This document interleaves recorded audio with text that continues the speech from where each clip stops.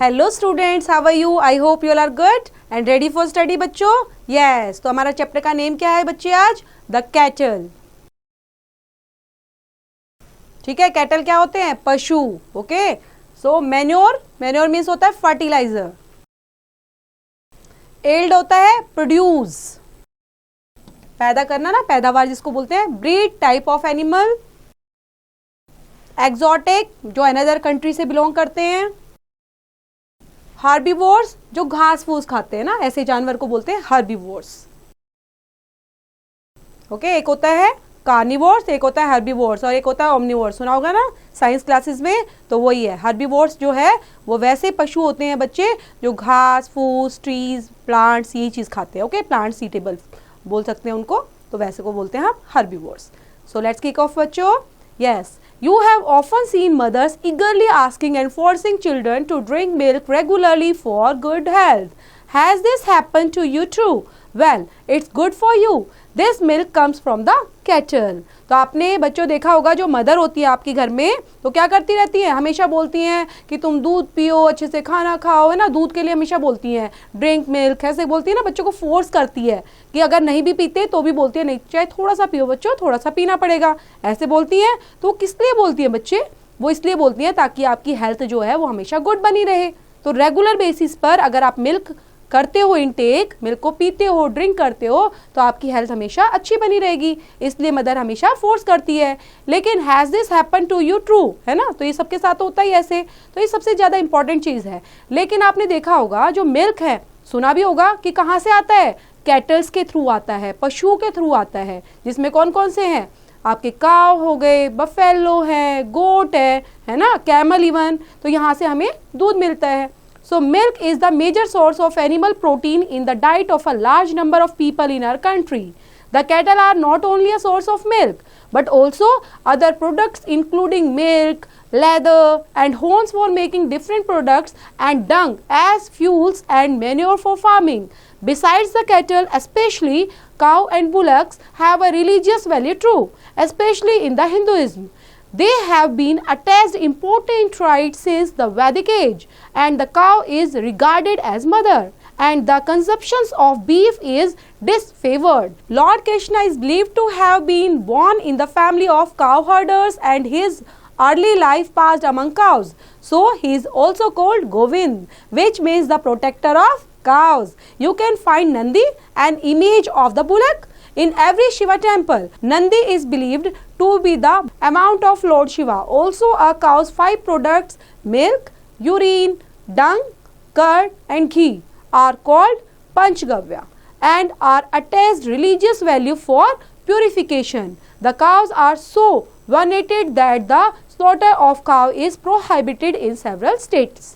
So, यहाँ पर बच्चे मिल्क, क्योंकि चैप्टर ही हमारा किससे, कैटल से रिलेट करता हुआ है, मिल्क से रिलेट करता हुआ है, तो मिल्क के बारे में बताया गया है। जो मिल्क है वो मेजर सोर्स ऑफ एनिमल है, ठीक है, जिससे हमें क्या मिलता है? प्रोटीन। ओके, और डाइट यहाँ पर क्या होता है बच्चे? डाइट मीन्स होता है फूड, क्योंकि हमारे खाने में जरूर इन्वॉल्वमेंट होती है प्रोटीन की। अगर प्रोटीन नहीं मिलेगा तो इसका मतलब हमारी बॉडी डेफिशिएंसी में आ जाएगी, कि प्रोटीन की कमी हो जाएगी बॉडी के अंदर। तो जो मिल्क है वो major source of animal protein से है, ठीक है, खाने में इन्वॉल्व होता है। और कंट्री में हर जगह large number of people in our country के अंदर जो कैटल्स होते हैं बच्चे, वो are not only a source of milk, milk नहीं मिलता उससे, अदर प्रोडक्ट्स भी उनसे मिलते हैं, इंक्लूडिंग मीट है, लेदर है, होन्स फॉर मेकिंग है, डिफरेंट प्रोडक्ट्स हमें मिलते हैं, जिसके अंदर डंग है। डंग क्या होता है बच्चे? जो उसका गोबर जिसको बोलते हैं उसको बोलते हैं, ठीक है। तो आपने कभी सुना होगा बच्चों की जो एनिमल्स की जो एक बोलते हैं सॉलिड, जो उनका वेस्ट होता है, तो उसको ही डंग बोला जाता है। उसको फ्यूल की तरह यूज किया जाता है, ठीक है, ईंधन की तरह उसको यूज किया जाता है। मैन्योर जो है, खाद, फर्टिलाइजर्स, वो फार्मिंग के लिए यूज करते हैं। कैटल जो हैं, जिसमें स्पेशली काव एंड बुलक्स होते हैं, वो रिलीजियस वैल्यू के बेस पर भी हिंदुइज्म में बहुत ज़्यादा माने जाते हैं, जो बहुत ज़्यादा attached importance right since the वैदिक एज के टाइम से ही, ओके। और जो काव है बच्चे, तो काव इज रिगार्डेड एज मदर के रूप में मानी जाती है हिंदुइज्म में, हम उसको मदर की तरह ट्रीट करते हैं, ओके, कि एज अ मदर उसको हमेशा पूजा करते हैं। तो consumption of beef is disfavoured. Lord Krishna की बात करें तो लॉर्ड कृष्णा आप जानते हैं अच्छे से कि वो बिलीव करते थे, ठीक है, पहले तो वो किस फैमिली में पैदा हुए थे, काव हर्डर्स की फैमिली में पैदा हुए थे, तो हमेशा काव को प्रोटेक्ट करने का काम करते थे, इसलिए उनको गोविंद के नाम से भी जाना जाता था। नंदी की बात करें, ठीक है, नंदी कौन है, तो नंदी तो आप देखा होगा लॉर्ड शिवा के अगर टेंपल में गए होगे तो वहां पर भी नंदी बना जाता है, तो नंदी भी एक तरह का कैटल है, वो भी क्या है, पशु है, ओके। तो इस तरह से उनकी पूजा की जाती है। तो काव से हमें 5 प्रोडक्ट्स मिलते हैं जिसके अंदर बच्चे मिल्क होता है, यूरिन, ये आप देखेंगे यहाँ पर, ये 5 के 5 मिल्क है, यूरिन है, डंग है, कर्ड, घी, ठीक है, जिसको हम क्या बोलते हैं, पंचगव्य, ओके। तो 5 चीजें मिलती है इसलिए इसको पंच के नाम से भी जाना जाता है, और गऊ से मिलती है, काव से मिलती है, इसलिए इसको पंचगव्य बोलते हैं, ओके। ये अटैच करती है रिलीजियस वैल्यू फॉर प्यूरिफिकेशन को। And cows are so venerated that the slaughter of cows is prohibited in several states. The cattle were domesticated at a very early stage of human civilization, and we have seen them depicted in mythology and animal tales, the drawings and carvings in the prehistoric caves, and the revealed depictions of the cattle, especially as beasts of burden. Evidence has also been found of their use in the Harappan civilization, which existed about 5,000 years ago. The domesticated cattle are different from the wild ones by their smaller size of body, horns, and development of milk characteristics.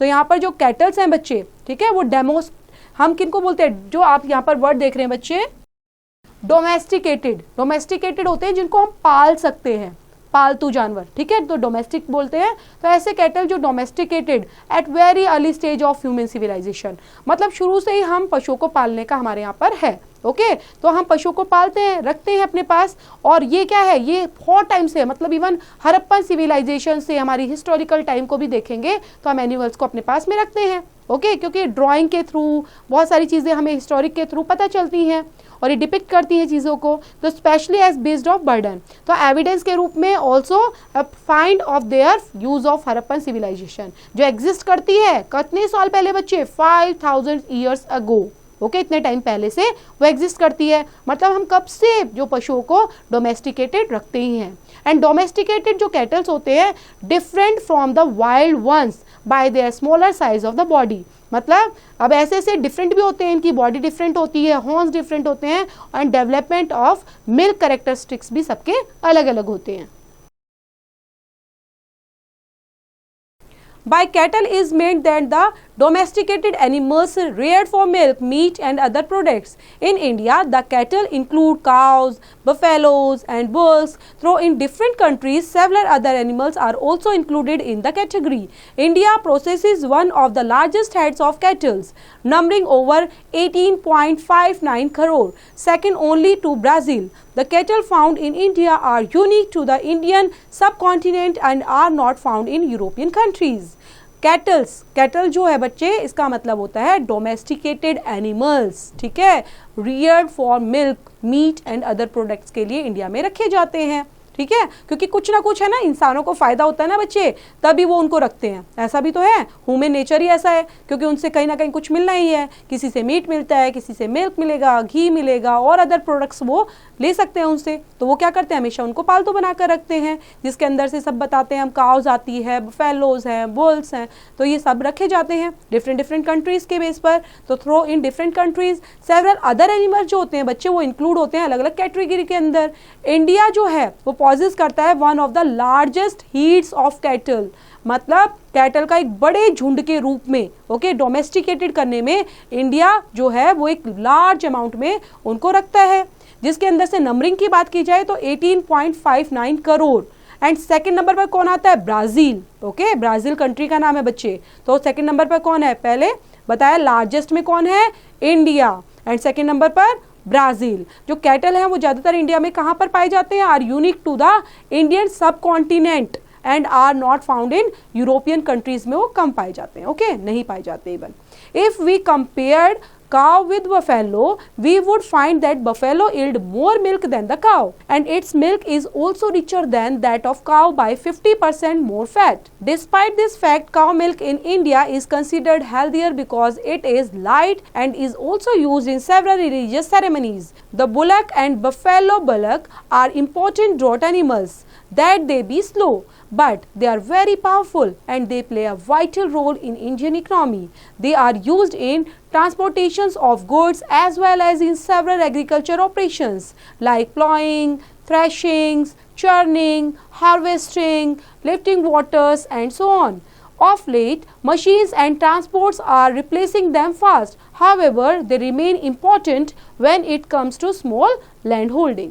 सो यहाँ पर अगर बात करते हैं बच्चे, compare करते हैं, we compared cow and buffalo को, ठीक है। तो उनका मिल्क अगर कंपेयर करेंगे, जो काउ का मिल्क होता है बच्चे वो कैसा होता है, वो काफ़ी लाइट होता है, ओके। कैसा माना जाता है कि we would find that buffalo जो यील्ड है मोर मिल्क, एंड देते तो ज़्यादा है, जो बफेलो होती है मिल्क ज़्यादा मिलता है, लेकिन काउ का जो मिल्क होता है काफ़ी लाइट होता है। और इनका कैसा दूध माना जाता है बच्चे, 50% फैट इसके अंदर काउ के अंदर मिलता ही मिलता है, ओके। डिस्पाइट दिस फैक्ट, जो काउ मिल्क होता है इंडिया के अंदर कंसीडर किया जाता है कि बहुत ज़्यादा हेल्दियर होता है, लाइट होता है, और उसको ज़्यादातर लोग रिलीजियस सेरेमनी में भी यूज़ करते हैं। जो बुलेक हैं और बफेलो बुलेक्स होते हैं बच्चे, वो इंपॉर्टेंट ड्रॉट एनिमल के रूप में माने जाते हैं, उनका यूज़ किया जाता है उस टाइम पे, काफ़ी पावरफुल होते हैं और एक इम्पॉर्टेंट वाइटल रोल प्ले करते हैं इंडियन इकोनॉमी के अंदर। यूज़ किए जाते हैं ट्रांसपोर्टेशन के लिए भी, ठीक है। इनका यूज़ किया जाता है बच्चे ट्रांसपोर्टेशन, एक जगह से दूसरी जगह पर सामान लाने और छोड़ने के लिए। एग्रीकल्चर ऑपरेशंस में भी इनका यूज़ किया जाता है, जैसे इनसे खेती बाड़ी के टाइम हल जोतना, थ्रेशिंग करना, चर्निंग कराना, हार्वेस्टिंग करना, वाटर को लिफ्ट करना, ये सब कामों में इनका यूज़ किया जाता है। इवन आज के टाइम में क्या हो गया बच्चे, धीरे धीरे जो है इनकी प्लेस, ठीक है, इनको रिप्लेस करके क्या चीज़ें आ गई हैं, मशीन्स आ गई हैं, ठीक है। तो मशीन्स का यूज़ करने लग गए हैं, लेकिन इनका अभी भी कितना यूज़ बहुत ज़्यादा है, लेकिन जो थोड़ा कम, जो स्मॉल लैंड होल्डिंग एरिया ना, वहाँ पर इनका यूज़ ज़्यादा किया जाता है। In our country, the cattle are a farmer's second most precious possessions after land because they are useful to him in several ways, including farming, transportation and food. They also replenish the fields by supplying manure. जो country हमारी country बच्चे, India के अंदर जो kettles हैं, ठीक है, farmer second most precious possession माना जाता है लैंड के बाद, ओके। जो कैटल्स हैं लैंड के बाद कहेंगे कि सबसे इंपॉर्टेंट चीज़ क्या है, कैटल।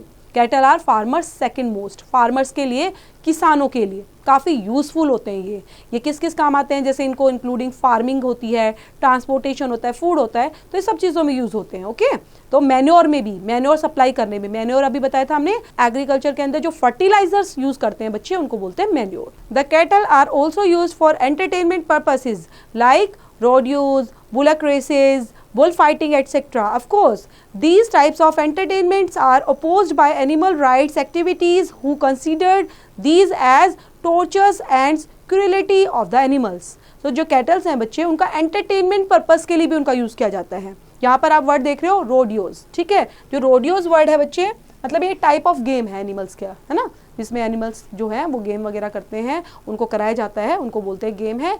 बुलक रेसेस हो गई, बुल फाइटिंग हो गई, ये लोग एंटरटेनमेंट के लिए करते हैं, लेकिन हमें पता है कि ये जो एक्टिविटीज़ कराई जाती हैं उनको कंसीडर कैस में करेंगे, टॉर्चर करने में, क्योंकि वो अपने तरीके से थोड़ा ना कर रहे हैं, उसको ह्यूमन करा रहा है ज़बरदस्ती, उनसे फाइटिंग करा रहा है, रेस लगवा रहा है अपने एंटरटेनमेंट के लिए, तो ये टॉर्चर माना जाता है, क्रूएलिटी मानी जाती है, निर्दयता मानी जाती है एनिमल्स के बेस पर। The number of breeds of cattle in the world is surprisingly large. In Europe, there are as many as 40 to 50 distinct breeds, 11 alone in Great Britain. In India, there are 26 well-defined breeds of cattle and 6 breeds of buffaloes. Some of the important breeds in our country include Amrit Mahal, Butcher, Barger, Dangi, Dioni, Gir, Haryana, Khilari, etc. Different breeds have different body characteristics and are useful for different purposes. For examples, some breeds are good as milch animals while others are good as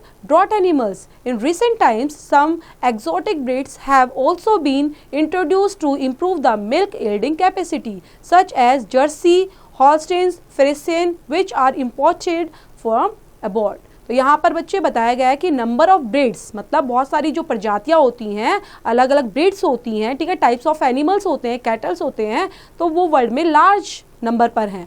तो जिसमें बात करते हैं Europe की, तो वहाँ पर 40 to 50 distinct breeds पाई जाती हैं और 11 सिर्फ कहाँ पर, ग्रेट ब्रिटेन के अंदर ही मिलती हैं, और 26 जो हैं वो वेल डिफाइंड ब्रीड्स कही जाती हैं कैटल्स की, और 6 ब्रीड्स ऑफ बफेलोज की वहाँ पर पाई जाती हैं। लेकिन ये जो बता रहे हैं 26 का बच्चे जो क्राइटेरिया और 6 ब्रीड्स ऑफ बफेलोज है, ये इंडिया के अंदर पाई जाती है। ओके, तो बहुत सारी सम इंपॉर्टेंट ब्रीड्स हैं कंट्री के अंदर जो पाई जाती है, जिसके अंदर अमृत महल हो गया, बछर हो गया, बारगुर हो गया, डंगी हो गया, डियोनी, गिर, हरियाणा, तो ये अलग अलग खिलाड़ी वगैरह पाई जाती हैं। और डिफरेंट ब्रीड्स हैं जो डिफरेंट बॉडी कैरेक्टरिस्टिक्स के अंदर यूजफुल की जाती हैं, ठीक है, मतलब उनके बॉडी स्ट्रक्चर के अकॉर्डिंग उनको डिफरेंट पर्पसेस के लिए यूज किया जाता है। तो बहुत सारे ऐसे हैं बच्चे एग्जाम्पल के लिए, जैसे some breeds are good as good milk animal, कुछ ऐसी हैं जो मिल्क एनिमल्स के रूप में ही बहुत अच्छी होती हैं, जिससे हमें मिल्क मिलता है। कुछ अदर एनिमल्स हैं जो ड्रॉट के लिए, ठीक है, ड्रॉट एनिमल्स के रूप में पर्पस के लिए यूज किए जाते हैं।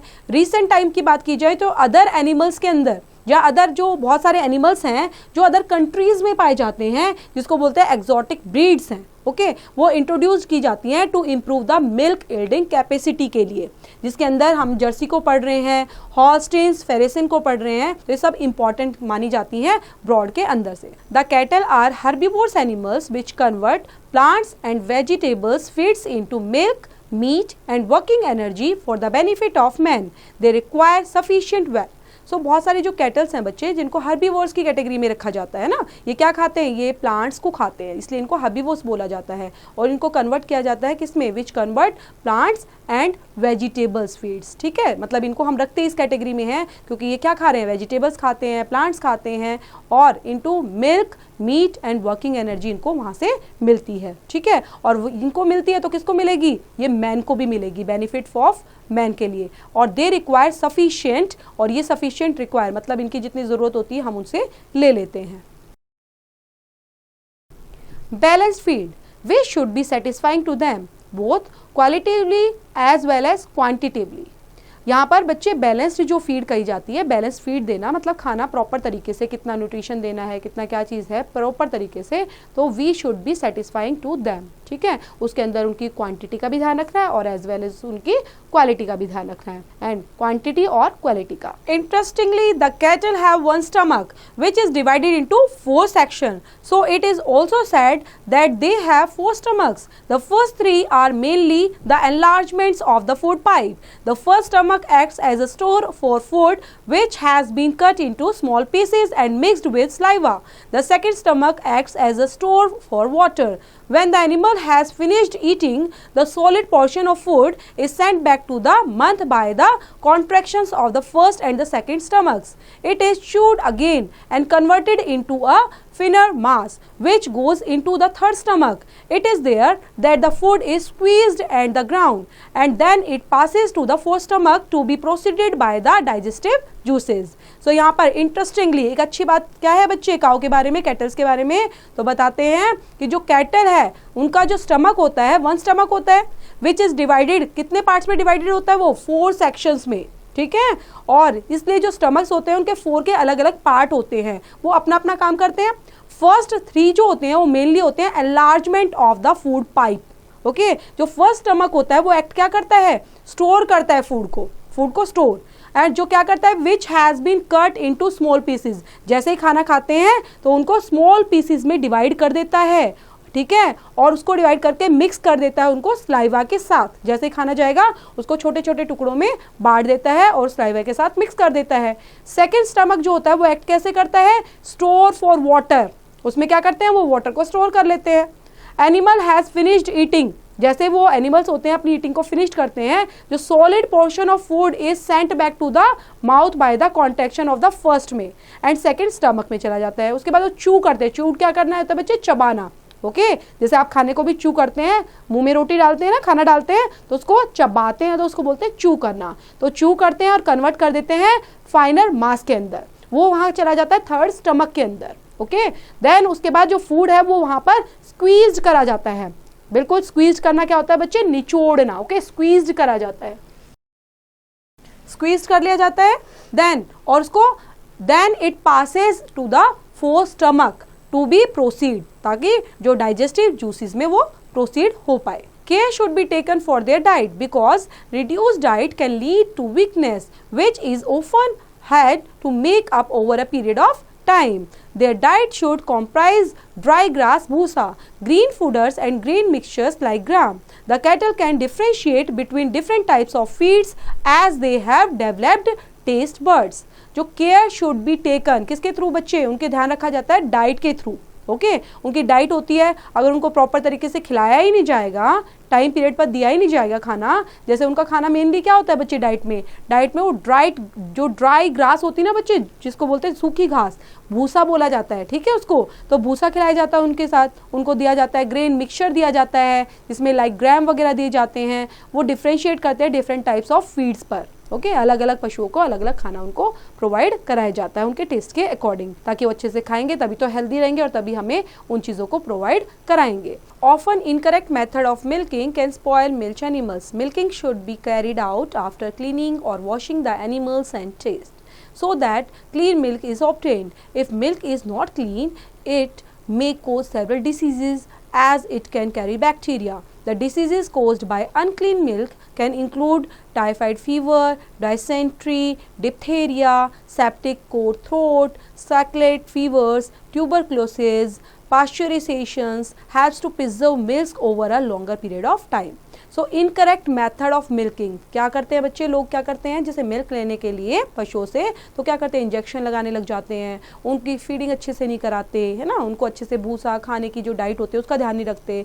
तो जो मिल्किंग मेथड होता है वो प्रॉपर तरीके से सही होना चाहिए. अगर हमें दूध चाहिए तो जाहिर सी बात है उनको क्लीन भी रखना पड़ेगा, वॉश करना पड़ेगा एनिमल्स को, है ना, तो सब चीज़ों का ध्यान रखना पड़ता है. जो क्लीन मिल्क होता है वो ही ऑब्टेन करना चाहिए. अगर मिल्क क्लीन नहीं है तो क्या करेगा, सेवरल डिसीजेज और बैक्टीरिया उसके अंदर आ जाएंगे जो हमारी हेल्थ के लिए बेकार होते हैं, अच्छे नहीं होते, तो उससे बीमारी हो सकती है हमें अगर हम अनक्लीन मिल्क को पिएंगे.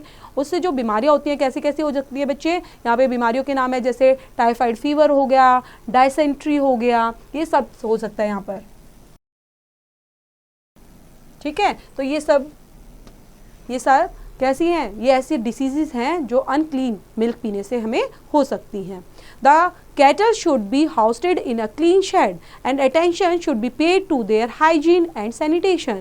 A shed should be designed keeping in view the number of animals to be kept there. The cows should be kept separate from the milking cows and should be brought to the cows only at the time of milking. जो cattles होते हैं बच्चे, जो जानवर होते हैं, पशु होते हैं जिनसे मिल्क लिया जाता है, वो हमेशा कहाँ पर रखने चाहिए, साफ सुथरे क्लीन शेड में रखने चाहिए. मतलब उनका जो घर होता है प्रॉपर तरीके से क्लीन होना चाहिए, हाइजीन का ध्यान रखना चाहिए, सैनिटेशन का ध्यान रखना चाहिए. ठीक है, वो डिज़ाइन इस तरह से होने चाहिए ताकि उनको प्रॉपर हवा आए, है ना, उनको धूप भी मिल पाए. तो सब चीज़ों का ध्यान वहाँ पर रखना चाहिए ताकि सेपरेट रखा जाता है. और जो मिल्किंग काउज है उनको सेपरेट रखा जाए, जब उनका मिल्क चाहिए तब उसको चेंज करके उस टाइम दौरान ही उनको लाया जाए कहीं बाहर या अंदर या सेपरेट प्लेस के अंदर. Some of the diseases that a head of cattle can catch include anthrax, black quarter, foot and mouth diseases, pox, mastitis and tuberculosis etc., which can also infect their milk. So it is important that the cattle are taken care of properly as our health is also related to them. जो diseases होते हैं बच्चे वो किस वजह से होते हैं, कई बार कैटल्स की वजह से भी तो होते हैं, जिसमें यहाँ पे बताया है जो कैन कैच इंक्लूड क्या हो सकता है, एथ्रेक्स हो सकता है, black quarters, foot and mouth diseases बहुत सारी हो सकती हैं, पॉक्स हो सकते हैं. तो इन चीज़ों को ध्यान में रखना पड़ेगा क्योंकि जो बीमारियाँ आती हैं वो कैटल से थ्रू आती है, क्योंकि उनके मिल्क जो है वो इन्फेक्ट कर सकता है हमारी बॉडी को. तो सबसे इंपॉर्टेंट चीज़ क्या है, आपको देखना चाहिए कि जो एनिमल्स हैं वो हमारी लाइफ से कहीं ना कहीं रिलेट करते हैं, तो प्रॉपरली उनकी टेक केयर भी हमें करनी चाहिए ताकि उनके साथ साथ हमारी हेल्थ भी हमेशा अच्छी बनी रहे. The cattle may not be able to speak, but they also have emotions and feelings and they cattles जो हैं बच्चे बोल तो नहीं सकते ना, नहीं बात कर सकते आपसे, लेकिन उनके अंदर इमोशंस तो हैं, उनके अंदर फीलिंग्स तो है. अगर हम उनके साथ अच्छा बिहेव करते हैं तो हम देख पाते हैं कि हाँ वो फील कर रहे हैं. ओके अगर हम मारते हैं, कुछ परेशान करते हैं तो भी हम फील कर सकते हैं. तो हम उनको जैसे फील कर रहे हैं तो वैसे ही उनके अंदर भी इमोशंस है और फीलिंग्स है, लेकिन वो बोल नहीं सकते. Want to be heard. A person who rears cattle also cultivates several qualities such as understanding, kindness, honesty. When you come in close proximity of the cattles, rather any animals for that matters, you will find that they are looking for care and delicate feeling in you. Only these qualities will help you be friends with them. Next time you see a cow, just caress its forehead or the neck, and you will find how benevolent and full of affection it is.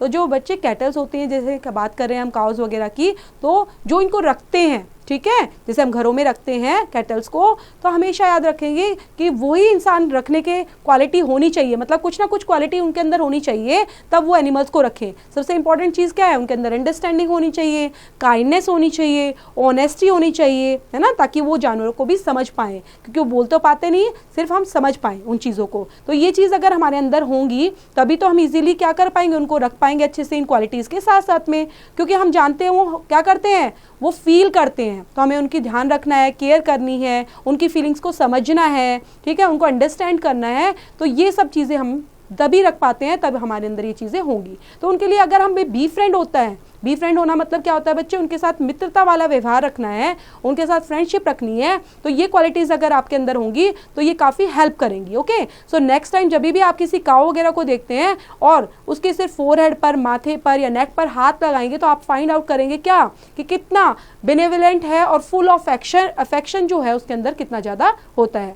तो देखा बच्चे किस हिसाब से हमने chapter को समझा, और कैटल्स कितने यूजफुल है हमारे लिए, वो हमें देते हैं, लेकिन साथ में हमें भी उनके लिए कुछ ना कुछ सोचना चाहिए, उनको देना चाहिए, है ना। So this is the end of the chapter बच्चे। दोबारा इसको रीड आउट करेंगे, समझेंगे, और इससे रिलेट करते हुए एक्सरसाइज बच्चे डू योरसेल्फ।